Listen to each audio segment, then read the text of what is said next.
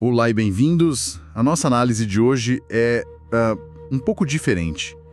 E eu preciso confessar que ela mexe comigo de um jeito muito particular. É verdade. A gente não parte de um artigo ou de uma pesquisa, mas do relato muito sincero de um ouvinte que se assina como Bernardo Bússola.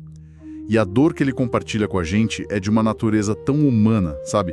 Tão contemporânea, que foi impossível não me reconhecer em vários trechos. É um sentimento que, de certa forma, virou a trilha sonora de fundo para muita gente hoje, né?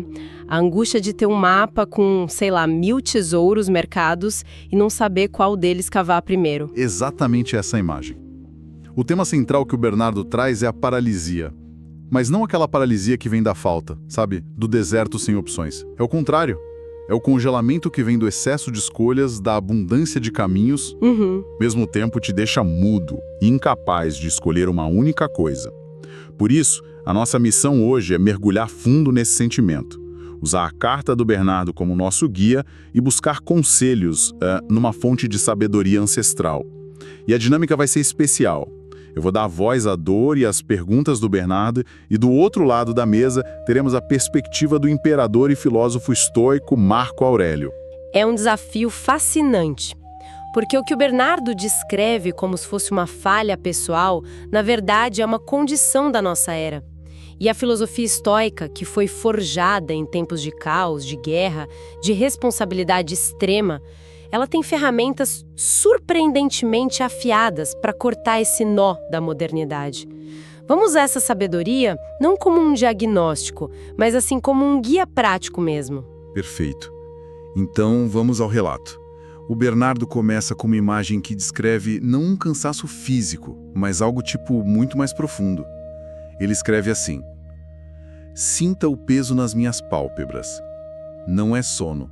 É o cansaço de uma visão que salta entre 1000 luzes piscando, 1000 futuros possíveis, sem nunca conseguir repousar em nenhuma delas. Nossa! Cada luz promete ser o sol, mas juntas elas apenas me cegam." Olha, aqui a gente já tem a essência do problema. Não é falta de energia para caminhar, é a exaustão de tanto olhar para o mapa. É o que a gente chama de esgotamento decisório. A mente dele está em constante movimento, mas o corpo fica imóvel. E essa imobilidade é alimentada por uma voz constante, um sussurro que lhe diz que o assombra, que é: e se houver algo melhor? Sempre o IC. Exato. E se você escolher a porta A e a felicidade verdadeira, a realização plena, estiver atrás da porta B, é essa dúvida que o envenena. Mas a metáfora que ele usa, e que realmente cristaliza todo o sofrimento dele, é esta: eu me sinto parado na encruzilhada de um deserto de espelhos. Cada reflexo me mostra um caminho diferente, e cada caminho promete um oásis. Um deserto de espelhos, que imagem. Mas a mera existência de tantas rotas, tantos Bernardos felizes em cada espelho, me mantém aqui, imóvel, morrendo de sede, no centro de tudo, enquanto estudo o mapa. O que é impressionante nessa descrição é que o Bernardo, sem saber, deu o diagnóstico clínico perfeito do que a nossa fonte chama de a patologia da abundância. Ou, se a gente quiser uma imagem mais atual, a sombra da prateleira infinita. A sombra da prateleira infinita. É como estar no corredor de um supermercado com 200 tipos de azeite. A promessa de encontrar o azeite perfeito te leva a não escolher nenhum. E você sai da loja de mãos vazias. O Bernardo não está perdido por falta de caminhos, é por excesso deles. Poxa, eu já me senti exatamente assim por causa de coisas banais. Tipo, escolhi um filme no streaming. Ah, clássico. Fico uma hora navegando, vejo trailers, leio sinopses e no fim desligo a TV, exausto sem ter visto nada. É a mesmíssima sensação, só que aplicada à própria vida. É aterrorizante. E o efeito disso, na nossa psique ou na nossa alma, como diriam os antigos, é o que a fonte define como a fragmentação da vontade. A nossa vontade, nosso impulso para agir, precisa de um alvo. Quando ela é exposta a 1000 alvos ao mesmo tempo, sem um eixo claro de valores para priorizar, ela não se sente livre, ela se sente órfã, desorientada. E isso leva a uma das frases mais fortes do nosso material: o excesso de opções não é liberdade, É uma cela de vidro. Uma cela de vidro. É uma imagem potente, porque você não está num calabouço escuro. Você vê tudo. Exato. Vê todas as vidas que poderia estar vivendo, todos os futuros, mas não pode tocar em nenhum. E o mais cruel é que a porta da cela está aberta. O que te impede de sair não é uma tranca, é a sua própria indecisão. É a própria paralisia. Mas por que a gente reage assim? É uma falha da nossa psicologia ou a sociedade moderna que nos condiciona a essa fragmentação? É uma combinação das duas coisas. Nossa mente evoluiu para tomar decisões em ambientes de escassez, né? E a cultura moderna, por outro lado, glorifica a otimização. Ela vende a ideia de que existe uma escolha perfeita para tudo. A carreira perfeita, o parceiro perfeito, a vida perfeita. E que a nossa obrigação é encontrar. E a gente acredita. E essa pressão para não errar, para não perder a melhor opção, é o que nos aprisiona. É um paradoxo cruel. Na tentativa de não perder nenhuma possibilidade, o Bernardo está perdendo a única coisa que é real e finita, o tempo dele para agir. Ele está perdendo a vida enquanto planeja a vida. Ok, o diagnóstico é claro. A cela de vidro, a fragmentação da vontade. Mas isso nos leva à questão central. O que uma figura como Marco Aurélio, um homem que, liderou exércitos, governou um império, enfrentou pragas e traições, o que ele diria para alguém paralisado não por uma ameaça externa, mas pelas próprias opções internas? Como essa sabedoria se conecta a um problema tão moderno? A conexão é total, porque a desordem externa que ele enfrentava exigia uma ordem interna absoluta. Imagina a cena. Eu não me aproximo do Bernardo com um novo mapa ou um teste vocacional. Eu me aproximo com um espelho e uma ampulheta. Um espelho, não um mapa. Por quê? Porque o problema não está no mapa, Bernardo. Está em quem o segura. Você precisa olhar não para as opções, mas para o decisor. E a ampulheta, eu a viro sobre a mesa. O som da areia caindo é a primeira lição. Este é o seu tempo. É finito. E está escorrendo, agora. Enquanto você delibera, a areia cai. E depois desse silêncio, qual seria a primeira palavra? O primeiro conselho? O primeiro conselho é que seu erro fundamental está na própria busca. Você busca um propósito como quem busca um objeto perdido, algo que está lá fora, pronto para ser encontrado. Mas propósito não se encontra, propósito se constrói. Ele se impõe à realidade através da ação virtuosa. A natureza de um ser humano é agir em harmonia com a razão e para o bem da comunidade. Comece por aí. A sua função não é encontrar o trabalho perfeito, é ser um trabalhador excelente, justo e disciplinado, seja qual for a tarefa à sua frente. Isso inverte a lógica completamente. O foco não é o que, mas o como. Mas e o medo de escolher o que errado? O medo de se comprometer com um caminho e se arrepender depois. O que nos leva ao segundo conselho: a ação contra a inação. Você gasta 2 horas escolhendo um filme e ao final perdeu o filme e perdeu a si mesmo nesse tempo. A mente que não decide adoece. E aqui reside um princípio fundamental. A escolha equivocada é quase sempre superior à não escolha. A primeira, pelo menos, ensina. O erro te dá informações, te mostra um caminho que não funciona, te fortalece. A segunda, a inação, ela apodrece a alma. A paralisia é um veneno. Entendo o princípio, mas preciso desafiar isso um pouco. Na teoria, faz todo sentido. Sim. Mas na prática, hoje em dia, uma escolha equivocada pode significar, uma dívida estudantil de décadas ou anos perdidos numa indústria que te suga a vida. O custo do erro parece muito mais alto. Você confunde o que está e o que não está em seu poder.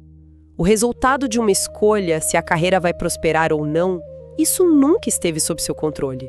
Nem na minha Roma, nem na sua modernidade. O que está sob seu controle é o caráter com que você enfrenta o caminho escolhido. E isso nos leva ao terceiro e mais importante conselho. A sua prioridade não deve ser encontrar o caminho perfeito lá fora. Deve ser construir uma fortaleza inabalável aqui dentro. Uma cidadela interior. Cidadela interior. É uma imagem poderosa, mas o que ela significa na prática? É tipo pensamento positivo, fingir que tá tudo bem. Como se constrói essa fortaleza? Pensamento positivo é treinamento da percepção. Construir essa cidadela significa distinguir o que é seu e o que não é. Seu trabalho não é seu, pode ser tirado de você. Sua reputação não é sua, depende dos outros. O dinheiro também não. O que é verdadeiramente seu?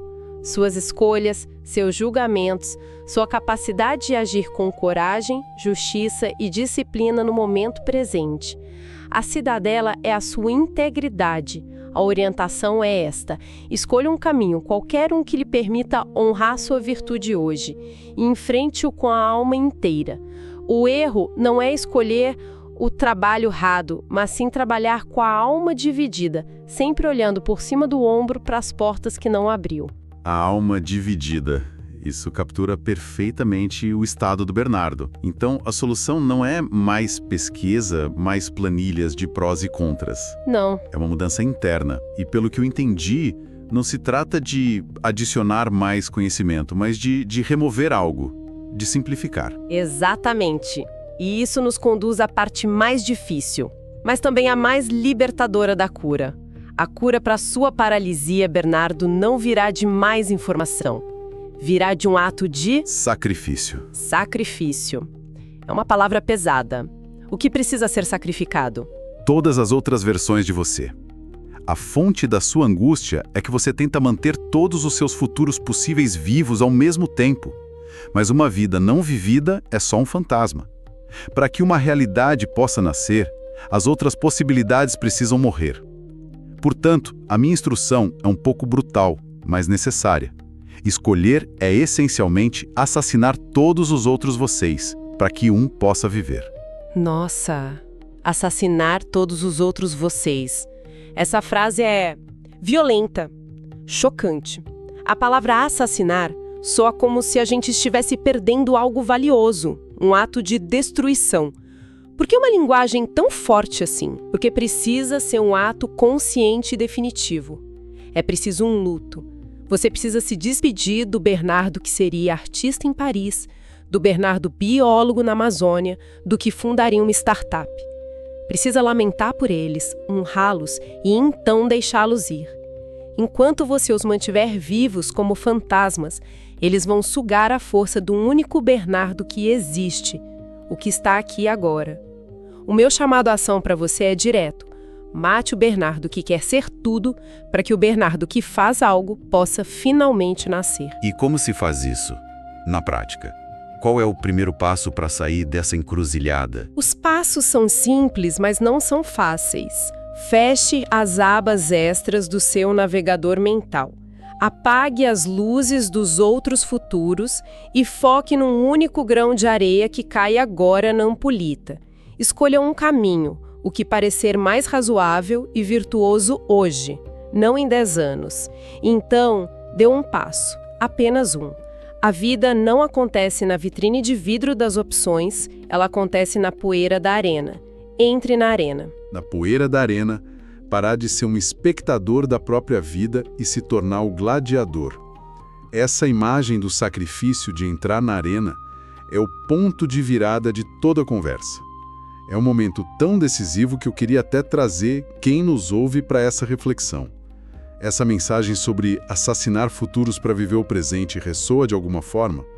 Se a angústia do Bernardo parece familiar ou se a sabedoria de Marco Aurélio trouxe uma nova luz, deixem um like para a gente saber. E principalmente nos comentários, contem o que acharam dessa solução. Vocês concordam com essa abordagem mais brutal do sábio? Ou já se sentiram paralisados como o Bernardo e encontraram outra saída? É uma pergunta importante porque a vida na arena implica aceitar imperfeições, cicatrizes, poeira, algo que a nossa cultura da otimização tem muita dificuldade em aceitar. Sem dúvida. Resumindo a nossa jornada, a gente saiu da paralisia angustiante do deserto de espelhos e chegou a essa clareza quase cortante, né? Sobre a necessidade da ação, do compromisso e do sacrifício. A mensagem final parece ser: levante-se, escolha e se dedique a essa escolha com a alma inteira, aqui e agora. E há um pensamento final. Um último conselho para quando você der esse primeiro passo e a dúvida tentar te puxar de volta. Depois de escolher e entrar na arena, eu diria: e não olhe para trás, pois as outras portas, os outros caminhos, nunca existiram de verdade. Eram apenas reflexos no vidro da sua indecisão. Que imagem final. Isso é libertador. Quer dizer que todos aqueles outros Bernardos bem-sucedidos nos espelhos não eram futuros reais que ele perdeu. Exato. Eram só ilusões, fantasmas criados pela própria inércia dele. A paralisia era, ao mesmo tempo, a causa e o efeito desses fantasmas. Exatamente. Eles só tinham poder porque ele estava parado. No momento em que ele começa a caminhar, os reflexos se desvanecem. E isso nos deixa com uma pergunta final, uma reflexão para levar. Que outros reflexos na nossa vida podem estar nos paralisando sem que a gente perceba que não são caminhos reais? Podem ser carreiras idealizadas, relacionamentos que nunca aconteceram. Onde mais a nossa indecisão está criando fantasmas que nos impedem de viver na arena? Uma reflexão poderosa para encerrar. Muito obrigado pela companhia e pela sabedoria nesta análise profunda de hoje. Foi uma conversa transformadora. O prazer foi meu. A sabedoria que sobrevive milênios geralmente o faz por um bom motivo, né? Ela fala a essência da condição humana. Com certeza. E para não perder as nossas próximas conversas, que prometem ser igualmente instigantes, inscrevam-se no canal e ativem as notificações. A gente se encontra na próxima. Até lá!